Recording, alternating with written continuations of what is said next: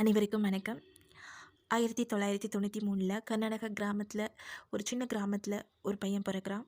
அந்த பையன் வளர வளர அவன் கூட சேர்ந்து நல்ல ஒரு படிப்பு மேலே இருக்கிற ஈர்ப்பும் வளர்ந்துக்கிட்டே வருது. ரொம்ப நல்லா படிக்கிறான். கிளாஸில் பயங்கர ஆக்டிவாக படிப்பை மட்டுமே குறிக்கோளாக வச்சு வேறு எந்த விஷயத்துலையும் கவனம் செலுத்தலை.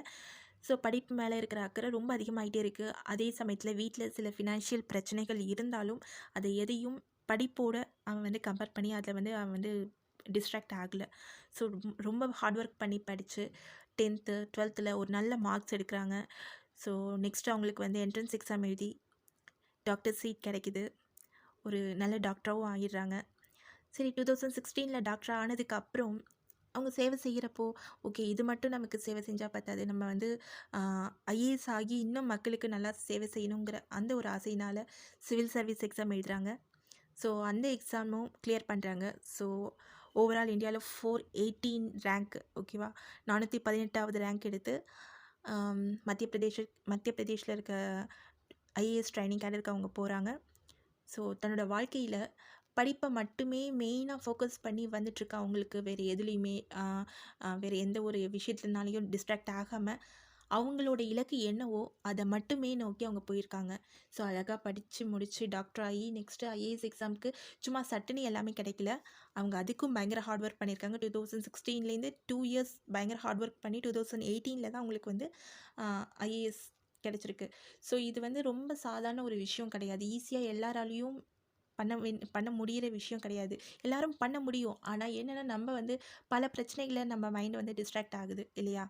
ஸோ அதனால தான் சொல்கிறேன், நம்ம படிக்கிற வேண்டிய வயசில் கரெக்டாக கண்டிப்பாக படிச்சிடணும். ஸோ இவங்களும் அதே நேரத்தில் படிக்கிற நேரத்தில் கரெக்டாக படிச்சிடுறாங்க. ஸோ அதனால தான் அவங்களோட இலக்கை அவங்க ஈஸியாக அடைய முடிஞ்சிச்சு. ஸோ நெக்ஸ்ட்டு போனால் அங்கே ட்ரைனிங் போன இடத்துல நான் ஆல்ரெடி நம்ம சேனலில் போட்டிருக்கேன். ஸ்ருஷ்டி தேஷ்முக் ஐஏஎஸ் அவர்கள் அவங்கள பற்றி போட்டிருக்கேன். அவங்கள அங்கே மீட் பண்ணுறாங்க இவங்க. ஸோ மீட் பண்ணி அங்கே அவங்களோட காதல் வாழ்க்கை 2 இயர்ஸ்க்கு அப்புறம் அவங்க மேரேஜுக்கு முடியுது. ஸோ அவங்க வெல் பிளான்டாக, ஓகே, நமக்கு படிப்பு தான் முக்கியம்னு 2 பேருமே அவங்களும் ஸ்ருஷ்டி மேமும் அழகாக படிப்பில் தான் ஃபோக்கஸ் பண்ணி ஐஏஎஸ் ஆகுறாங்க. ஸோ இவங்க 2 பேருக்குமே அந்த ஐஏஎஸ் ஆகிற வரைக்கும் வேறு எந்த ஒரு டிஸ்ட்ராக்ஷனும் இல்லை இல்லையா? ஆனால் இன்றைக்கி நம்ம நான் சொல்கிறது 90s பிறந்த அவங்க 2 பேரையுமே சொல்கிறேன்.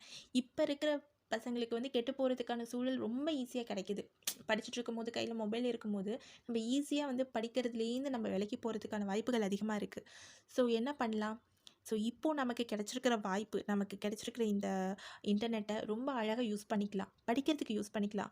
ஒரு பொண்ணு பார்த்திங்கன்னா ஸ்போக்கன் இங்கிலீஷ், ஒரு பொண்ணு இல்லை, நிறைய பேர் நான் பார்க்குறேன் யூடியூப்பில் ஸ்போக்கன் இங்கிலீஷ் கிளாஸஸ் இது அந்த யூடியூப் மூலயமா அவங்க பேசுகிறாங்க. யூடியூப்னு இல்லை, இதுக்குன்னு இருக்கிற வெப்சைட்டில் அவங்க பேசி அது மூலிமா கற்றுக்குறாங்க. சில பேர் ஹிந்தி கற்றுக்குறாங்க, இங்கிலீஷ் கற்றுக்குறாங்க, மலையாளம் கற்றுக்குறாங்க.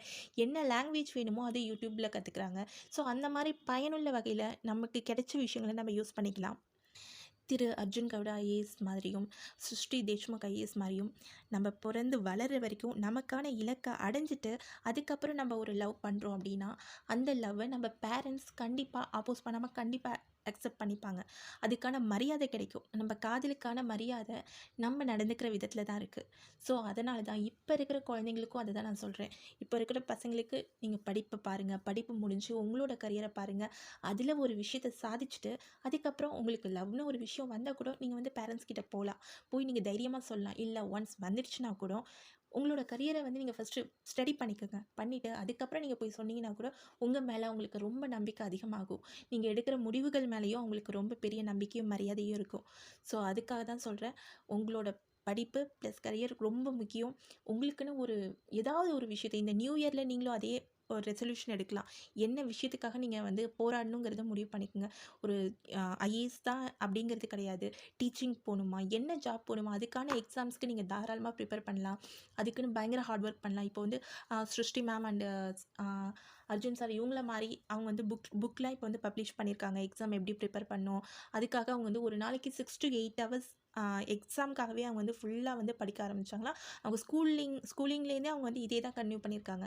ஸோ படிக்கிறதுக்குன்னே அவங்க 6 to 8 hours ஸ்பெண்ட் பண்ணுவாங்களாம் இந்த மாதிரி எக்ஸாம்ஸ்க்கு எல்லாத்துக்குமே. ஸோ நீங்களும் உங்களுக்குன்னு ஒரு டைம் டேபிள் போட்டு உங்கள் லைஃப்பை நீங்கள் அழகாக லீட் பண்ணலாம். ஸோ இன்றைய யங்ஸ்டர்ஸ் எல்லாருக்குமே இவங்க 2 பேருமே கண்டிப்பாக ஒரு நல்ல ரோல் மாடலாக இருப்பாங்க. ஸோ உங்களோட மற்ற விஷயங்களில் டிஸ்ட்ராக்ட் ஆகாமல் அழகாக ஃபோக்கஸ் பண்ணி உங்களுக்கு தேவையான இலக்குகளை அடையிறதுக்கு என்னுடைய வாழ்த்துக்கள். இந்த புத்தாண்டு உங்கள் எல்லாருக்குமே எப்போவுமே சந்தோஷத்தை கொடுக்கணும்னு நான் வேண்டிக்கிறேன். Thank you friends. நெக்ஸ்ட் ஒரு நல்ல ஸ்டோரியோட பார்க்கலாம்.